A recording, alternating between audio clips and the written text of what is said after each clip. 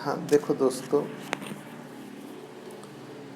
ये क्वेश्चन इसमें बोला है rectangle is 3 metre by 2 metre. इसका क्लियर कट मतलब होता है कि एक ऐसा रेक्टेंगल है जिसका लेंथ 3 है और उसका ब्रेड्थ 2 है। ऐसा rectangle has a same perimeter as a square. तो ये भी 2 हुआ, ये भी 3, यानी अपोजिट साइड्स इक्वल रहते हैं उस कंसेप्ट के हिसाब से। तो इसका पेरीमीटर 6 और 4 10, तो इसका पेरीमीटर, इस रेक्टेंगल का पेरीमीटर 10 हुआ। तो उनका क्या बोलना है, रेक्टेंगल जो 3 मीटर बाय 2 मीटर है has a same perimeter as a square. कोई तो भी एक स्क्वायर है और उसका भी पेरीमीटर जो है 10 है। इसका आपने 10 निकाला, और कोई स्क्वायर है उसका भी पेरीमीटर 10 है, और ऐसे वाले स्क्वायर का लेंथ निकालो, या उस स्क्वायर का लेंथ क्या होना चाहिए ताकि उसका भी पेरीमीटर 10 ही आए। तो ये तो रेक्टेंगल का 10 समझ में आ रहा। तो मेरे हिसाब से 2.5 यदि रह जाता है उसका लेंथ, तो 2.5 चारों का टोटल 10 आ जाएगा। तो वो उसका लेंथ क्या, तो वो स्क्वायर का लेंथ 2.5 होना चाहिए। अब देखिए कैसे एक्सप्लेन किया। It is given that rectangle 3 metre by 2 metre है, इसका 3 मीटर बाय 2 मीटर मीन्स उसका लेंथ जो है वो 3 मीटर है, और उसका जो ब्रेड्थ है वो 2 मीटर है। इसका मतलब L3 है, B2 है। पेरीमीटर ऑफ रेक्टेंगल क्या होता है, तो उसका ये फार्मूला है ट्वाइस L प्लस B। अब जैसे कि आप ज्ञानी हो, आपको पता है कि लेंथ 3 है, ब्रेड्थ 2 है, तो 3 + 2 5, 5 दूनी 10, ये आ गया 10 मीटर पेरीमीटर रेक्टेंगल का। उन्होंने नहीं पूछा कि पेरीमीटर निकालो रेक्टेंगल का, पूछा क्या उन्होंने, has a same perimeter, find the length of side. Square की बात कर रहे वो, तो यहाँ पेरीमीटर निकाले हमने रेक्टेंगल का 10 है। हाँ, उन्होंने ये बोला कि पेरीमीटर ये रेक्टेंगल का और पेरीमीटर वो एक स्क्वायर है उसका, वो दोनों पेरीमीटर सेम है। अब पेरीमीटर ऑफ एनी स्क्वायर, यदि कोई स्क्वायर है तो उसकी चारों साइड सेम रहती, जैसे ए, तो क्या पेरीमीटर क्या होता है। अब वो रेक्टेंगल हो या स्क्वायर हो, पेरीमीटर का फार्मूला है चारों साइड की एडिशन कर ले, आपको पेरीमीटर मिल जाएगा। तो all the 4 sides A that is 4a। वही पेरीमीटर ऑफ रेक्टेंगल के केस में वो ऐसा आया था। तो आपको ये बताया गया है कि ये और ये सेम है, या ये और ये सेम रहना चाहिए, यानी पेरीमीटर ऑफ रेक्टेंगल और ये सेम रहे, ऐसा वो स्क्वायर निकाले और उसका साइड बताए। It is given that the perimeter of given rectangle is same as that of perimeter of some other square. कोई तो भी स्क्वायर है उसका पेरीमीटर और आपको दिए हुए रेक्टेंगल का पेरीमीटर सेम है, यानी perimeter of rectangle is equal to perimeter of square. Perimeter of rectangle अभी अभी आपने निकाला, वो 10 आया, और पेरीमीटर ऑफ स्क्वायर फार्मूले के हिसाब से 4 है। तो आपको ये दोनों इक्वल चाहिए।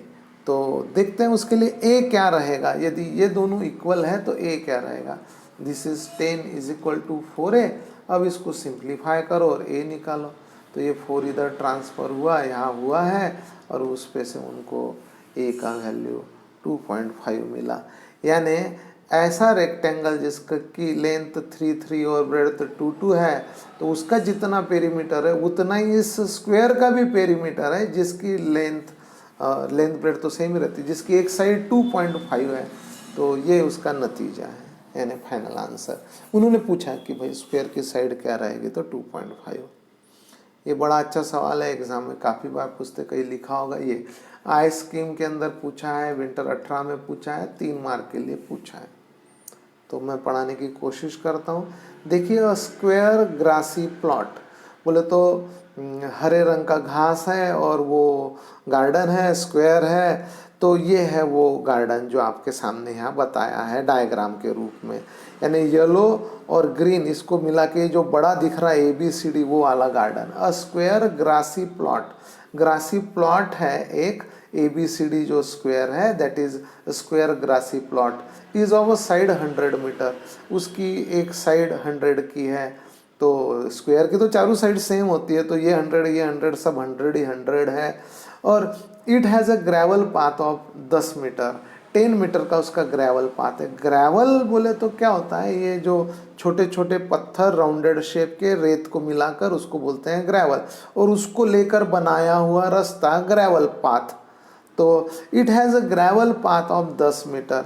तो ये जो येलो कलर का जो दिखाया है, और यहाँ ये छोटे छोटे स्टोन्स राउंडेड और उसके साथ रेत मिक्स है, यानी रेत के तो स्टोन्स एकदम छोटे रहते हैं, उससे थोड़े से बड़े साइज के। तो ये जो है ग्रेवल पाथ, ये जो ग्रेवल पाथ है इसका जो ये यानी 10 मीटर वाइड है, ये ऐसा बोला है ग्रेवल पाथ 10 मीटर वाइड। तो बाद में बोला है कि all round it on the inside, हाँ ये ग्रेवल पाथ पूरा अंदर से है। और बाद में पूछा find the area of the gravel path, ये जो येलो है जोन उसका हमको एरिया निकालना है। तो देखो दोस्तों, ये जो बड़ा ग्रासी प्लॉट है 100 बाय 100 का, अब वो बोल रहे हैं ग्रेवल पाथ 10 का है, तो 10 का इधर से है, 10 का इधर से है। तो ये जो ग्रासी ग्रीन कलर का जो एक्चुअल प्लॉट है वो 80 बाय 80 का होगा, और वो भी स्क्वायर होगा।